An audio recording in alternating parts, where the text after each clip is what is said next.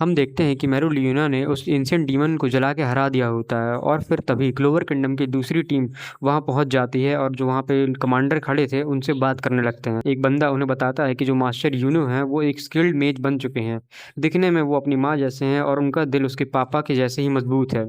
और फिर तभी कुछ होता है।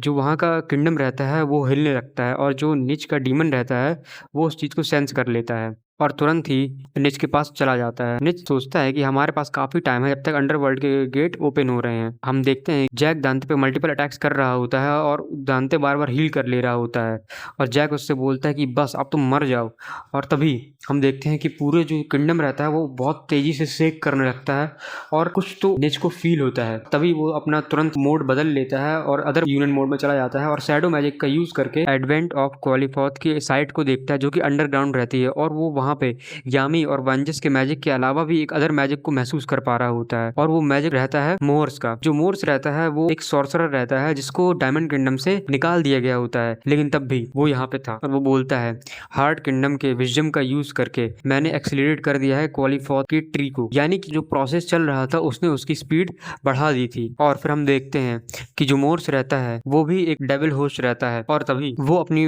डेविल पावर का यूज करके लोला पिचका को हवा में उठा लेता है और बोलता है डेविल मैजिक की पावर के जरिए उसके लिए अब लोला पिचका के जो विजडम रहता है उसको ट्रांसप्लांट करना इसके लिए पॉसिबल हो चुका था और वो अपना मैजिक यूज करके वही कर रहा होता है। और फिर हम देखते हैं निच जो कि उसको देख रहा होता है अपने मैजिक का यूज करके और वो यही बोलता है कि शायद मोर्स ने ये एक्सेलरेट कर दिया जो ये प्रोसेस हो रहा था गेट ओपनिंग होने का और तभी अंडरवर्ल्ड का गेट ओपन होने लगता है और वहां पे सडनली दो डीमन आ जाते हैं जो कि उन पे अचानक से हमला कर देते हैं। जो निच रहता है वो उस हमले से तो बच जाता है लेकिन जैक उस हमले के अंदर आ जाता है और दांते भी जस्ट उस अटैक से बचा होता है और वो भी हैरान होकर उनको देख रहा होता है। फिर तभी हम उन दोनों ही डेविल को देखते हैं। एक्चुअली में जो ये डेविल्स रहते हैं ये हाईएस्ट रैंक के डेविल रहते हैं और यहीं पे जो चैप्टर खत्म हो जाता है।